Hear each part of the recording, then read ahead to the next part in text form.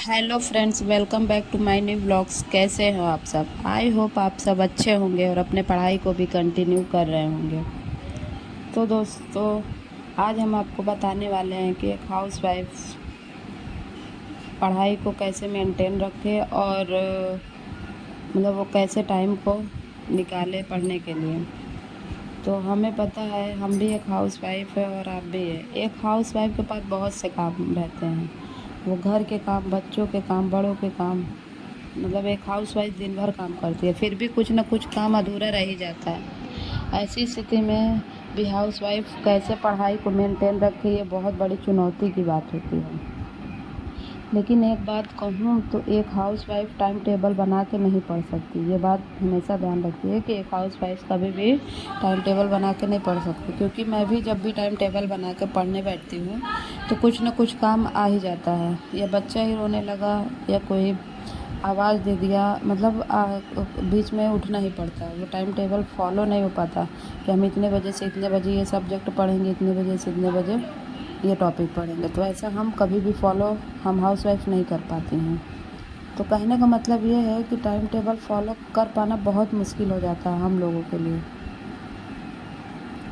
तो मैं अपने इन बहनों जो हाउसवाइफ है उनको बस इतना ही कहूँगी कि एक तो प्रबल इच्छा शक्ति रखिए कि मुझे ये परीक्षा निकालनी ही है। और दूसरी बात, आप कम से कम मटेरियल रखिए। जितना कम से कम मटेरियल होगा उतना आप अच्छे से पढ़ पाएंगे और उतनी बार आप रिवीज़न कर पाएंगे। मतलब अपने पास पढ़ने के लिए कम से कम मटेरियल रखें, क्योंकि हम हाउसवाइफ के पास इतना टाइम नहीं होता कि हम मैक्सिमम किताबों को या सोर्सेस को पढ़ सकें। और मेरी तीसरी बात ये है जो मैं फॉलो करती हूँ कि जब जब आपको टाइम मिले, चाहे आधा घंटा मिले, 15 मिनट मिले, 1 घंटा मिले, जो भी टाइम आपको मिलता है आप पढ़िए। उसी टाइम में मतलब आप पढ़िए और आप अपने टाइम को निकालिए, क्योंकि हाउसवाइफ को टाइम मिलने वाला नहीं है, उसको टाइम खुद ही निकालना पड़ेगा। और बहुत सी ऐसी हाउसवाइफ होती है सौभाग्यशाली जिनका परिवार सपोर्ट करता है, लेकिन मैक्सिमम हाउसवाइफ का परिवार सपोर्ट नहीं करता है। लेकिन फिर भी वो बड़े से बड़े एग्ज़ाम को क्रैक करते हैं और बड़े से बड़े परीक्षा को पास करके वो अपना सिलेक्शन लेती है। हालांकि यह बहुत ही बड़ी, मतलब बहुत ही कड़ी चुनौती है हम हाउसवाइफ के लिए। जो भी टाइम मिले उसमें हमें पढ़ाई करनी पड़ेगी।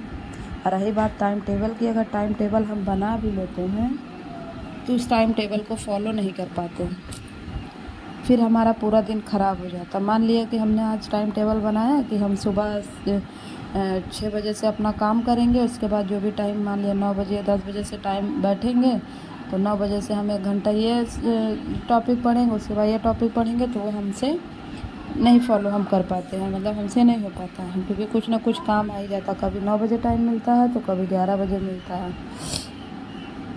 तो वो हम फॉलो नहीं कर पाते हैं।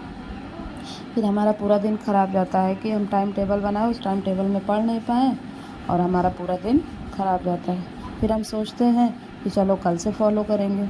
जब कल भी अगर टाइम टेबल फॉलो नहीं हो पाता तो फिर अगला दिन भी, हमारा कल का दिन भी ख़राब हो जाता है। इस तरह हम पढ़ाई अपना नहीं कर पाते। इसलिए टाइम टेबल में मत बंधिए, अपने आप को स्वतंत्र रखिए और 5 से 6 घंटा, मतलब ये सोचिए कि हम 5 से 6 घंटा किसी न किसी तरह से निकाल लेंगे और अपने पढ़ाई को हम कर पाएंगे।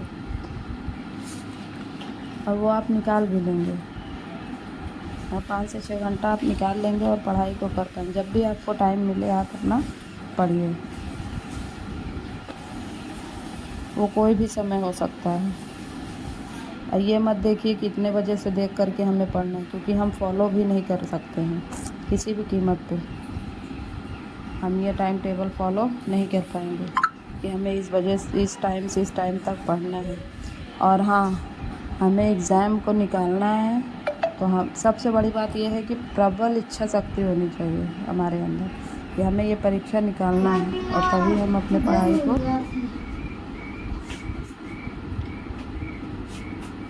मौसी है।